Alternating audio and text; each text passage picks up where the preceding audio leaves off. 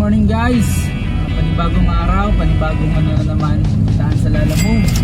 So for today's video, as I promised last time, saan natin previous video natin, ito yung ano natin na first day ng pag-vlog ng natin, yung journey natin dito sa Lalamove, na kung paano yung diskarte ko pag para kumita dito sa paano yung diskarte ko ng biyahe, lahat, diskarte ng biyahe, yung kita, kung kano ba yung quota, kasi napaka-importante na meron kang target laging sinusundan para hindi ka sobrang bugbog sa biyahe o nag-pressure sa kung gaano ba talaga malaking dapat mong kitain.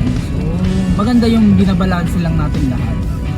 Huwag tayo mag-exceed dun sa maximum limit natin para, diba, tayo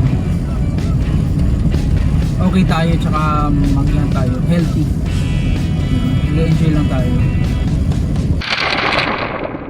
So ayun, kung kayo, kung maglalamove kayo, yung unang tip ko,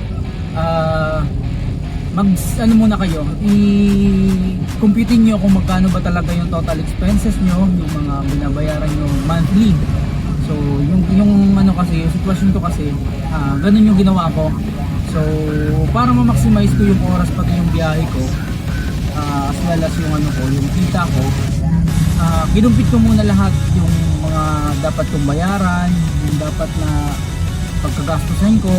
Ano ba yung mga ano ba yung mga pinanggagastusan ko? Halimbawa na lang yung yung bahay namin sa Cavite, pinabayaran namin monthly yun. Tapos meron din kami apartment dito sa Taguig, dito kami nag-work, mag-asawa. So dalawang binabayaran naming bahay, including na rin yung utilities, both sa Cavite pati dito sa Taguig. Kasi itong sasakyan binabayaran din namin. Tapos yung maintenance, so ginagastusan din namin yung maintenance doon sa Lalamove namin kinukuha. Tapos yung yung savings, minsan kami ng savings, emergency fund. Bayad din kami ng parking fee sa Taguig, dahil dun sa namin sa paparadahan namin na pag nasa work kami. So babayad kami ng monthly doon. So in short, yung ginawa ko, tinotal ko muna lahat ng expenses namin, lahat ng mga monthly bills, yung iba pang pagkakagastusan, yung savings, so yun, matotal, ma-identify yung mga expenses ko.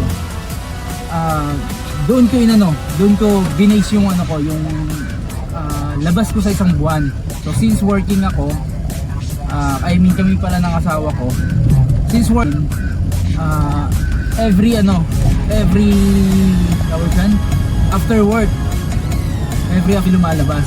So instead na mag-cellphone lang kami sa bahay, yung palipas oras, so biyahe na lang kami, sayang din naman yung So in short, yung namin, yung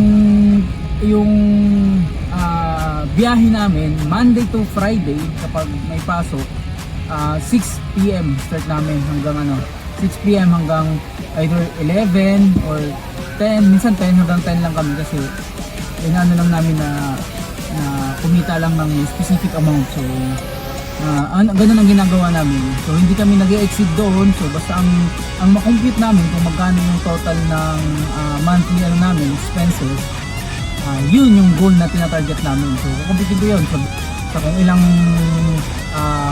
weekdays kami lalabas na may trabaho kami.